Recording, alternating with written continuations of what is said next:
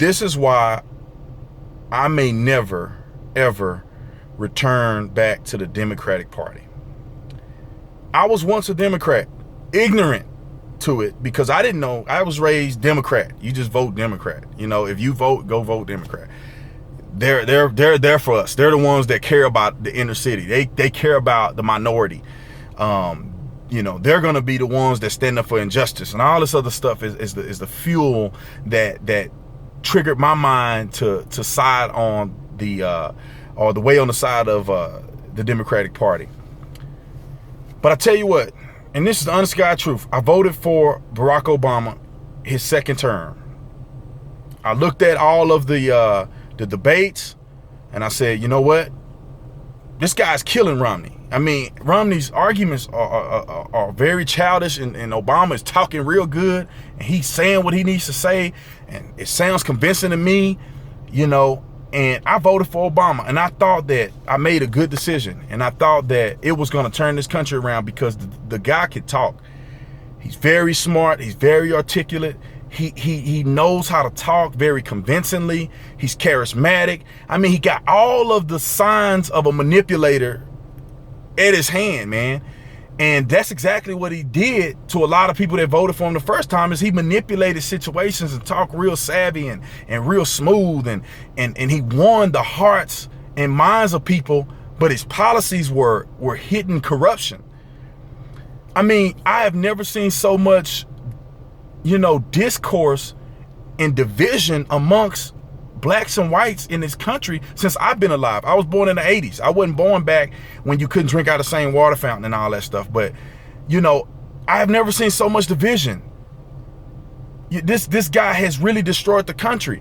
And for others to agree with his methodology, for others to agree with his plan to move this country forward, like Hillary Clinton, who's a crook in and of herself, makes me feel like the Democratic Party is more of a cancer and more of a manipulative force than they are doing good. There ain't nothing improving in the minority community. There's still issues. There's still drama going on. There still ain't a lot of equality going on in some of these minority communities, some of these low-income communities. The schools still suck. You know, there's not a lot of educational, you know, benefits. There's not a lot of programs that are helping these young minorities come out of a situation of, you could say, systematic oppression, if you will. You know, some of these people are behind the curb. They can't get out of the curb if you keep lying to them, and keep making them feel like that they're victims of a false narrative. Minorities are not victims of police brutality. It's not true, but they push it so that you can feel like they're protecting you when they're not. They're creating false narratives so they can protect you from something false, and you don't even know it. They trigger hate towards police so they can make you fear the police, because they know the police are in minority communities a lot. It's heavy in there because a lot of crime happens in minority communities. A lot of crime happens in the low-income communities. That's just the way it goes. It's not bound by race. It's bound by economic positions, dispositions. It's bound by, you know, parental responsibilities.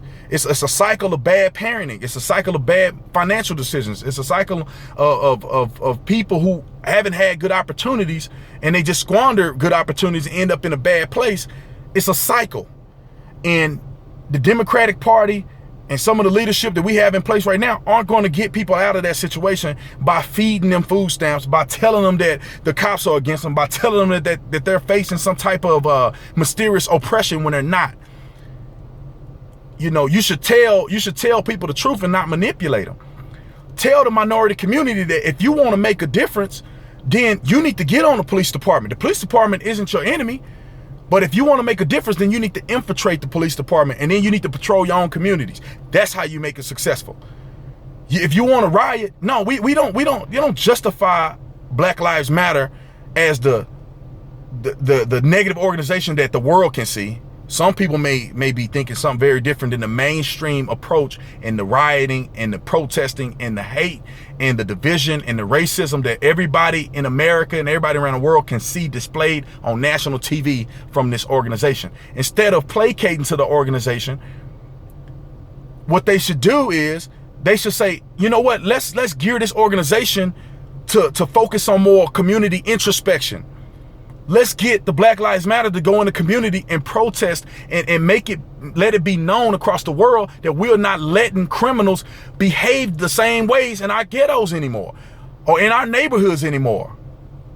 It's not happening. Homie, you're going to have to come off the corner from selling dope. You ain't selling it today. You're not selling it to my kids. No, there ain't no dropout rate. We're going to get together as community financially and psychologically, and we're going to motivate our children.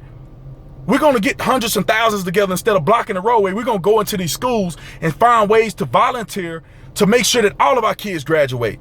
And you know what? We could get 1,000 or so people together and say, F the police. We need to get 1,000 or so people together and put money together to make sure that we can scholarship some of these people, some of these young people that's coming out of college that don't have an opportunity, don't have parents that are financially stable. These are the things that the Democratic Party should be preaching. You don't send staff from the White House to the funeral of a person who's a criminal, a person who knocked off a convenience store and then tried to fight a police officer for his firearm and end up charging at a police officer.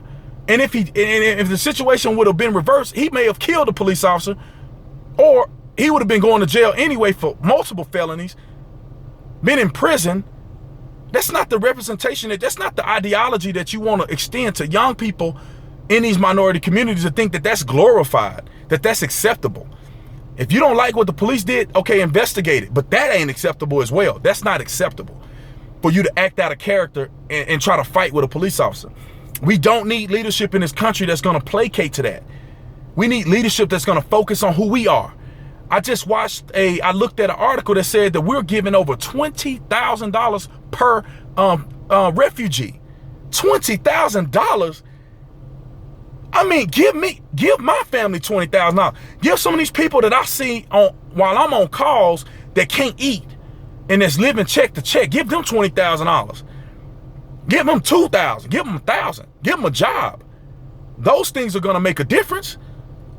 Instead of bringing people into a country and we're falling apart. We can't even get along with one another. We're still dealing with racism. And you're talking about helping other people and bringing other people into this country that's not vetted. We got terrorist attacks happening all over the world in these European countries.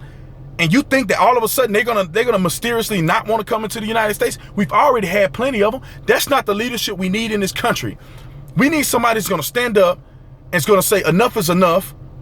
We're not gonna be divided racially anymore. We're gonna be one nation, and we're gonna focus on our nation first, and we're gonna help everybody else second. We're gonna be responsible about the rhetoric towards police. We're gonna be responsible about endorsing, whether or not we're gonna endorse criminals who are going for presidency or criminal organizations who call themselves activists. That's not happening in this country. And as the president of the United States, we need leadership that's gonna stand up and that's gonna fight for American people. That's gonna stand up and fight for the American police officer. That's gonna stand up and provide assistance and not just running their mouth about the condition of the minority community. That's what we need. That's why I won't be a Democrat. As far as I know, I won't be anymore unless they come out with a Democrat that don't have the same ideologies as this. I really don't think so, because I'm finding out that the Republican Party is more along the lines of what most of the people that I know, most of the people that I grew up around, they have the ideology of. Very conservative, Christian faith ideology. Most African Americans are very, very strong in religion. And a friend told me this a long time ago, and I'm starting to see it now, that the Republican Party is geared more towards my own personal beliefs. Pull yourself up by your bootstraps, get the job done. I don't have time to worry about people being racist towards me, because I'm too busy getting it done. You know what I'm saying? You could be racist towards me today, you'll be working for me tomorrow.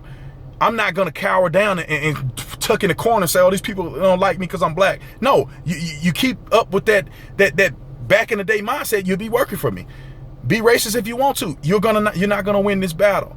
So I'm gonna get off here. It's already about 10 minutes, but I want to extend that and say that, and I hope that the American people look at what they're voting for. Take an evaluation. Don't vote for a crook, and don't vote for somebody that ain't gonna help your community.